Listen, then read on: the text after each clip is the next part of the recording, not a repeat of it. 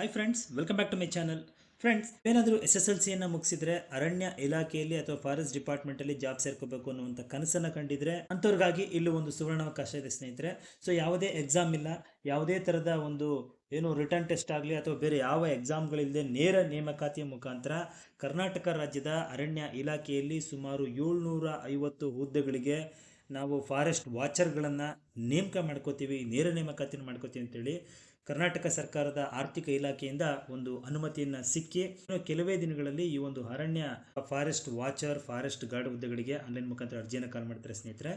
So ಬನ್ನಿ ಇವತ್ತಿನ ವಿಡಿಯೋದಲ್ಲಿ ಈ ಒಂದು ಹುದ್ದೆಗಳಿಗೆ ಸಂಬಂಧಪಟ್ಟಂತೆ ಯಾವ ಯಾವ ಒಂದು ಜಿಲ್ಲೆಗಳಲ್ಲಿ ಎಷ್ಟೆಷ್ಟು ಹುದ್ದೆಗಳು ಖಾಲಿದ್ದಾವೆ, ಮತ್ತು ಈ ಒಂದು ಹುದ್ದೆಗಳಿಗೆ ನೀವು ಯಾವ ರೀತಿ ಅರ್ಜಿಯನ್ನು ಸಲ್ಲಿಸಬೇಕು, ಮತ್ತು ಈ ಒಂದು ಹುದ್ದೆಗಳಿಗೆ ಬೇಕಾಗಿರುವಂಥ ನಿಗದಿತ ಕ್ವಾಲಿಫಿಕೇಷನ್ ಏನು, ಅದನ್ನು ಬಿಟ್ಟರೆ ಇನ್ಯಾವ ರೀತಿಯ ಸೆಲೆಕ್ಷನ್ ಪ್ರೋಸೆಸ್ಸನ್ನು ಮಾಡ್ತಾರೆ, ಇನ್ನು ಉಳಿದಂತೆ ಸ್ಯಾಲ್ರಿ ಎಷ್ಟಿರುತ್ತೆ, ಎಲ್ಲದಕ್ಕೆ ಸಂಬಂಧಪಟ್ಟಂಥ ಕಂಪ್ಲೀಟ್ ಇನ್ಫಾರ್ಮೇಷನನ್ನು ಇವತ್ತಿನ ವಿಡಿಯೋದಲ್ಲಿ ತಿಳ್ಕೊಳ್ಳೋಣ.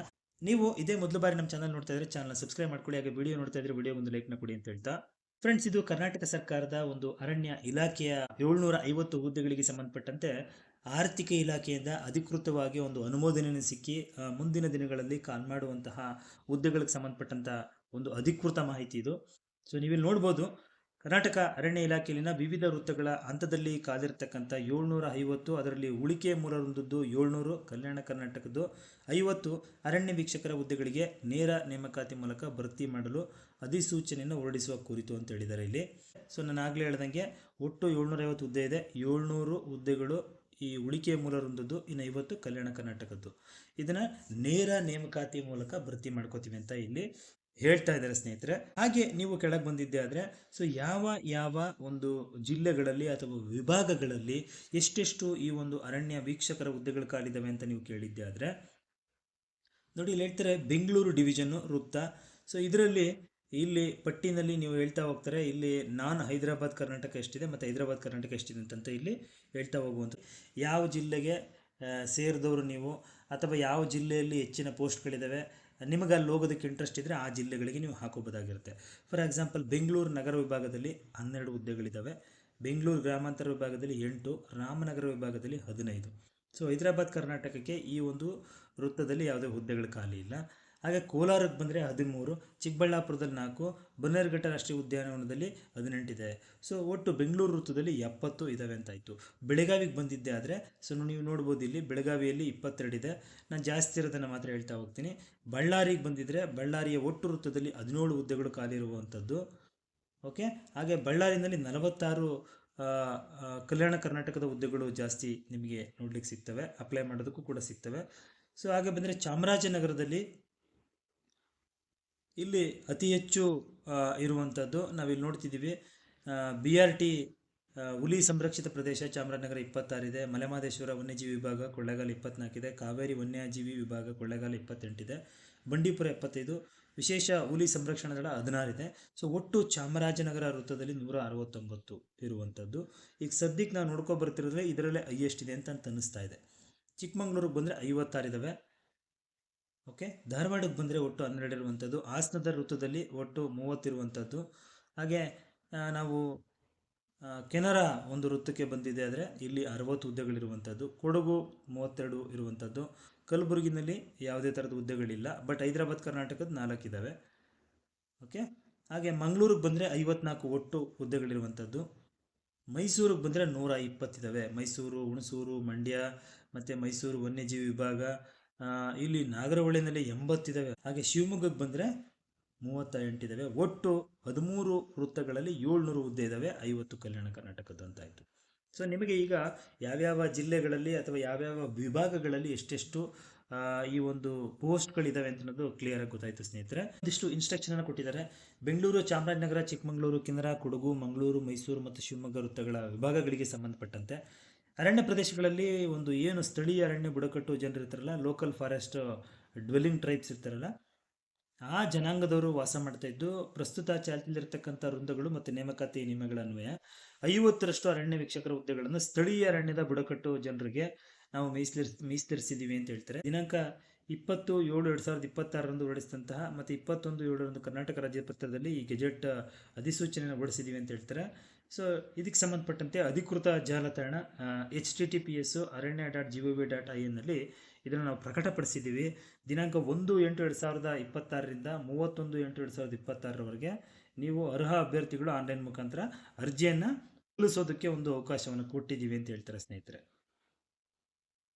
ಸೊ ಇದು ಹಳೆಯ ಒಂದು ರೋಸ್ಟ್ರು, ಹಿಂದೆ ಫಿಲ್ ಆಗಿರಲಿಲ್ಲ. ಅದು ವಿಶೇಷ ಸೂಚನೆ ಒಂದು ಹೇಳ್ತಾರೆ, ನೀವು ಒಂದ್ಸಲ ಅಪ್ಲಿಕೇಶನ್ ಹಾಕಿದ್ರೆ ಮತ್ತೆ ತಿದ್ದುಪಡಿಗೆ ಅವಕಾಶ ಇರಲ್ಲ. ಹಾಗಾಗಿ ನೀವು ಒಂದೇ ಸಲ ಹಾಕುವಾಗ ಬಹಳ ಕೇರ್ಫುಲ್ ಆಗಿ ಅಪ್ಲಿಕೇಶನ್ನ ಹಾಕಿ.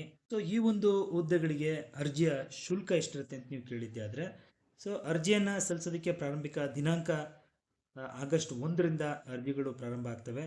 ಅರ್ಜಿಯನ್ನು ಸಲ್ಲಿಸೋದಕ್ಕೆ ಕೊನೆಯ ದಿನಾಂಕ ಯಾವತ್ತು ಅಂತ ಕೇಳಿದ್ರೆ ಆಗಸ್ಟ್ 31ರ ರಾತ್ರಿ 11:59ರವರೆಗೂ ನೀವು ಅರ್ಜಿನ ಸಲ್ಲಿಸ್ಬೋದು. ಅರ್ಜಿ ಶುಲ್ಕವನ್ನು ಪಾವತಿ ಮಾಡೋದಕ್ಕೆ ಸೆಪ್ಟೆಂಬರ್ 2ನೇ ತಾರೀಕುವರೆಗೂ ಅವಕಾಶವನ್ನು ಕೊಟ್ಟಿದ್ದಾರೆ. ಅರ್ಜಿ ಶುಲ್ಕ ಎಷ್ಟು ಅಂತ ನೀವು ಕೇಳಿದ್ದೆ ಆದರೆ, ಇಲ್ಲಿ ಸಾಮಾನ್ಯ ವರ್ಗದ ಅಭ್ಯರ್ಥಿಗಳಿಗಾದರೆ 2A 2B 3A 3B ವರ್ಗಕ್ಕೆ ಸೇರಿದವರಾದರೆ ಪುರುಷ ಅಭ್ಯರ್ಥಿಗಳಿಗೆ 200 ರೂಪಾಯಿ, ಮಹಿಳಾ ಅಭ್ಯರ್ಥಿಗಳು ಮತ್ತು ತೃತೀಯ ಲಿಂಗಿ ಅಭ್ಯರ್ಥಿಗಳಿಗೆ 100 ರೂಪಾಯಿ ಆಗಿರುತ್ತೆ. ಹಾಗೆ SC/ST ಕ್ಯಾಟಗರಿ 1ಗೆ ಸೇರಿದವರಾಗಿದ್ದರೆ ಪುರುಷ ಅಭ್ಯರ್ಥಿಗಳಿಗೆ 100 ಮತ್ತು ಮಹಿಳಾ ಅಭ್ಯರ್ಥಿಗಳಿಗೆ 50 ರೂಪಾಯಿ ಆಗಿರುತ್ತೆ. ಓಕೆ, ನೀವು ಅರ್ಜಿಯ ಶುಲ್ಕವನ್ನು ಎಲ್ಲಿ ಪಾವತಿ ಮಾಡಬೇಕು ಅಂತ ಹೇಳಿದ್ರೆ ಆನ್ಲೈನ್ ಮುಖಾಂತರ ನೀವು ಇದನ್ನು ಸಲ್ಲಿಸಬೇಕಾಗಿರುತ್ತೆ.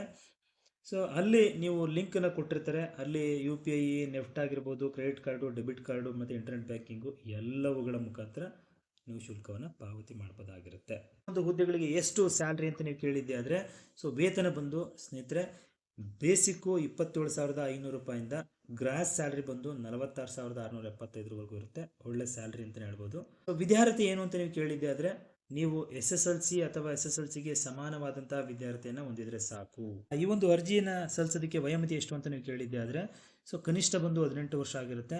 ಸೊ ಗರಿಷ್ಠ ಬಂದು ನೀವು ಸಾಮಾನ್ಯ ಅಭ್ಯರ್ಥಿಗಳಾದರೆ ಸೊ 30 ವರ್ಷ ಗರಿಷ್ಠ. SC/ST ಕ್ಯಾಟಗರಿ 1ಗೆ ಬಂದರೆ 33 ವರ್ಷ ಗರಿಷ್ಠವಾಗಿರುತ್ತೆ. ಮಾಜಿ ಸೈನಿಕರಿಗೆ ಸೊ ಒಂದಷ್ಟು 3 ವರ್ಷಗಳ ಕಾಲ ಸಡಿಲಿಕೆಯನ್ನು ಕೊಟ್ಟಿರ್ತಾರೆ, ಎಕ್ಸ್ಟ್ರಾ ಕೊಡ್ತಾರೆ. ಅರಣ್ಯ ಪ್ರೇಕ್ಷಕರಿಗೆ ವಯೋಮಿತಿ ಇದೆ.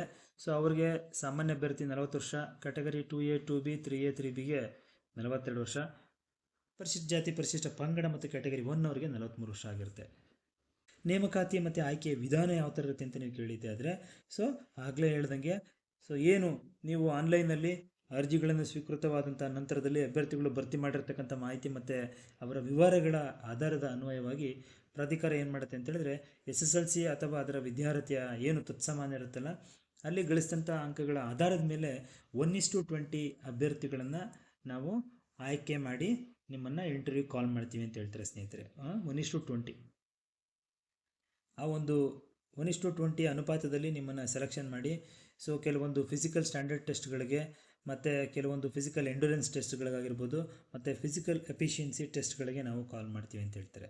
ಸೊ ಈ ಒಂದು ಅಭ್ಯರ್ಥಿಗಳ ವೃತ್ತಮಟ್ಟದ ಅರ್ಹತಾ ಪಟ್ಟಿಯನ್ನು ಸಿದ್ಧಪಡಿಸಿ ನಾವು ಪರೀಕ್ಷೆಗಳ ಕುರಿತು ದಿನಾಂಕವನ್ನು ಕಾಲಕಾಲಕ್ಕೆ ಅರಣ್ಯ ಇಲಾಖೆ ವೆಬ್ಸೈಟಲ್ಲಿ ನಾವು ಹಾಕ್ತಾ ಇರ್ತೀವಿ ಅಂತ ಹೇಳ್ತಾರೆ. ಹಾಗಾಗಿ ನೀವು ಅರಣ್ಯ ಇಲಾಖೆ ವೆಬ್ಸೈಟನ್ನು ವಾಚ್ ಮಾಡ್ತಾರೆ ಸ್ನೇಹಿತರೆ.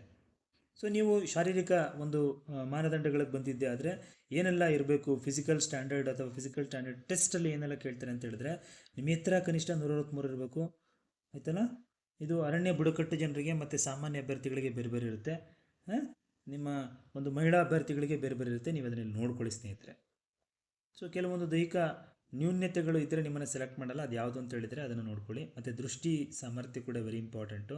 ಸೊ ಅದನ್ನು ಇಲ್ಲಿ ಎಷ್ಟಿರಬೇಕು ಅನ್ನೋದ್ರ ಬಗ್ಗೆ ಹೇಳ್ತಾ ಹೋಗ್ತಾರೆ, ಅದನ್ನು ನೀವು ಇಲ್ಲಿ ನೋಡ್ಕೊಳ್ಳಿ. ಮತ್ತು ಶ್ರವಣ ಪರೀಕ್ಷೆಯನ್ನು ಕೂಡ ಮಾಡ್ತೀವಿ ಅಂತ ಹೇಳ್ತಾರೆ. ಅದರ ಒಂದು ಪರೀಕ್ಷೆಗೆ ಬೇಕಾದಂಥ ಒಂದು ಮಿನಿಮಮ್ ಏನು ಟೆಸ್ಟ್ ಇರಬೇಕು ಅನ್ನೋದನ್ನು ಹೇಳ್ತಾ ಇದ್ದಾರೆ ಇಲ್ಲಿ. ಮತ್ತು ಇಲ್ಲಿ ಫಿಸಿಕಲ್ ಎಂಡ್ಯೂರೆನ್ಸ್ ಟೆಸ್ಟ್ ಅಂತ ಹೇಳ್ತಾರೆ. ಪುರುಷ ಅಭ್ಯರ್ಥಿಗಳು 1600 ಮೀಟರ್ ಓಟ ಇರುತ್ತೆ, ಅದು 7 ನಿಮಿಷದಲ್ಲಿ ಕಂಪ್ಲೀಟ್ ಮಾಡಬೇಕು. ಮಹಿಳಾ ಅಭ್ಯರ್ಥಿಗಳಿಗೆ 1000 ಮೀಟರ್ ಓಟ 6 ನಿಮಿಷಗಳಲ್ಲಿ ಕಂಪ್ಲೀಟ್ ಮಾಡಬೇಕು ಅಂತ ಹೇಳ್ತಾರೆ.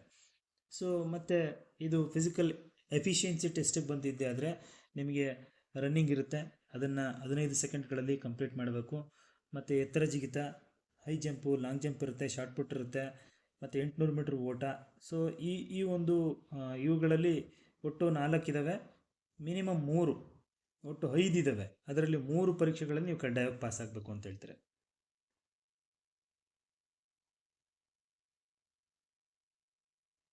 ನೀವು ಕೆಲವೊಂದು ಸಲ ಪರೀಕ್ಷೆಗೆ ಬರಬೇಕಾದ್ರೆ ಒಂದಷ್ಟು ಏನು ಹೇಳ್ತೀವಿ ಗುರುತರ ಚೀಟಿಗಳನ್ನು ತರಬೇಕು ಅಂತ ಹೇಳ್ತಾರೆ. ಅದ್ರ ಬಗ್ಗೆ ಮಾಹಿತಿಯಲ್ಲಿ ಕೊಟ್ಟಿದ್ದಾರೆ, ನೀವು ಅದನ್ನು ನೋಡ್ಕೊಳ್ಳಿ ಸ್ನೇಹಿತರೆ. ಹಾಗೆ ಒಂದಷ್ಟು ಸೂಚನೆಗಳನ್ನು ಇಲ್ಲಿ ಹೇಳ್ತಾ ಹೋಗ್ತಾರೆ. ಮೆರಿಟ್ ಪಟ್ಟಿಯನ್ನು ನಾವು ಯಾವ ಥರ ತಯಾರು ಮಾಡ್ತೀವಿ ಅಂತ ಇಲ್ಲಿ ಕ್ಲಿಯರಾಗಿ ಹೇಳಿದ್ದಾರೆ. ಸೊ ಏನು ಫಿಸಿಕಲ್ ಎಂಡೂರೆನ್ಸ್ ಟೆಸ್ಟು ಮತ್ತು ಫಿಸಿಕಲ್ ಎಫಿಷಿಯನ್ಸಿ ಟೆಸ್ಟು ಇವುಗಳಲ್ಲಿ ಅರ್ಹತೆ ಪಡೆದಂಥ ಅಭ್ಯರ್ಥಿಗಳ ಒಂದು SSLC ಅಥವಾ ತತ್ಸಮಾನ ಪರೀಕ್ಷೆಗಳಲ್ಲಿ ಗಳಿಸಿದಂಥ ಅಂಕಗಳ ಆಧಾರದ ಮೇಲೆ ಅಭ್ಯರ್ಥಿಗಳ ವೃತ್ತಮಟ್ಟದ ಮೆರಿಟ್ ಪಟ್ಟಿಯನ್ನು ಸಿದ್ಧಪಡಿಸಲಾಗುತ್ತೆ. ಸದರಿ ಪಟ್ಟಿಯಲ್ಲಿ ಇಬ್ಬರು ಅಥವಾ ಅದಕ್ಕಿಂತ ಹೆಚ್ಚು ಅಭ್ಯರ್ಥಿಗಳು ಪಡೆದ ಅಂಕಗಳು ಸೇಮ್ ಆಗಿದ್ದರೆ ಅವರನ್ನು ಯಾರು ಅವರ ಏಜ್ ಮೇಲೆ ಡಿಸೈಡ್ ಮಾಡಿ ಯಾರು ಸೀನಿಯರ್ ಇರ್ತಾರೆ ಅವರಿಗೆ ಒಂದು ಇದನ್ನು ಕೊಡ್ತೀವಿ ಅಂತ ಹೇಳ್ತಾರೆ. ಆಯ್ತಲ್ಲ. ಮೂಲ ದಾಖಲೆಗಳ ಪರಿಶೀಲನೆ ಇದೆಲ್ಲದಕ್ಕೂ ಸಂಬಂಧಪಟ್ಟಂತೆ ಮಾಹಿತಿಗಳನ್ನು ವೆಬ್ಸೈಟಲ್ಲಿ ಹಾಕ್ತಾ ಹೋಗ್ತಾರೆ, ಯಾವಾಗ ನಡೆಯುತ್ತೆ ಅಂತ ಅನ್ನೋದೆಲ್ಲ. ಸೊ ಕೊನೆಯದಾಗಿ ಅಂತಿಮ ಆಯ್ಕೆ ಪಟ್ಟಿಯಲ್ಲಿ ಏನು ಮಾಡ್ತಾರೆ ಅಂತ ಹೇಳಿದ್ರೆ ಈ ಒಂದು ಹುದ್ದೆಗಳಿಗೆ ಸಮನಾದಂಥ 1:1 ಅನುಪಾತದಲ್ಲಿ ತಾತ್ಕಾಲಿಕ ಆಯ್ಕೆ ಪಟ್ಟಿಯಲ್ಲಿನ ಅಭ್ಯರ್ಥಿಗಳ ಮೂಲ ದಾಖಲೆಗಳ ಪರಿಶೀಲನೆಯಲ್ಲಿ ಹಾಗೂ ವೈದ್ಯಕೀಯ ಪರೀಕ್ಷೆಗಳಲ್ಲಿ ಅರ್ಹತೆ ಪಡೆದಂಥ ಅಭ್ಯರ್ಥಿಗಳು ಎಲ್ಲವನ್ನ ಇದು ಮಾಡಿದ ಮೇಲೆ ಫೈನಲ್ ಆಗಿ ಈ ಒಂದು ಪಟ್ಟಿಯನ್ನು ರೆಡಿ ಮಾಡ್ತಾರೆ ಸ್ನೇಹಿತರೆ.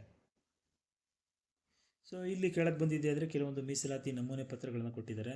ಆ ಒಂದು ಫಾರ್ಮೆಟಲ್ಲಿ ನೀವು ಆ ಒಂದು ಮೀಸಲಾತಿ ಪ್ರಮಾಣ ಪತ್ರಗಳನ್ನ ಮಾಡಿಸಿರ್ಬೇಕಾಗಿರುತ್ತೆ. ಸೊ ನೀವೆಲ್ಲ ಆದಮೇಲೆ ಒಂದು ಪರೀಕ್ಷಾರ್ಥಿಗಳು ನೀವು ಸೆಲೆಕ್ಟ್ ಆದಮೇಲೆ ಈ ಒಂದು ಅರಣ್ಯ ವೀಕ್ಷಕರಿಗೆ 6 ತಿಂಗಳುಗಳ ಒಂದು ಏನು ಪ್ರೊಫೆಷನಲ್ ಇರುತ್ತೆ, ಪರೀಕ್ಷಾರ್ಥ ವೃತ್ತಿ ಬುನಾದಿ ತರಬೇತಿ ಅವಧಿ ಅಂತೇಳಿ ಕರೀತಾರೆ.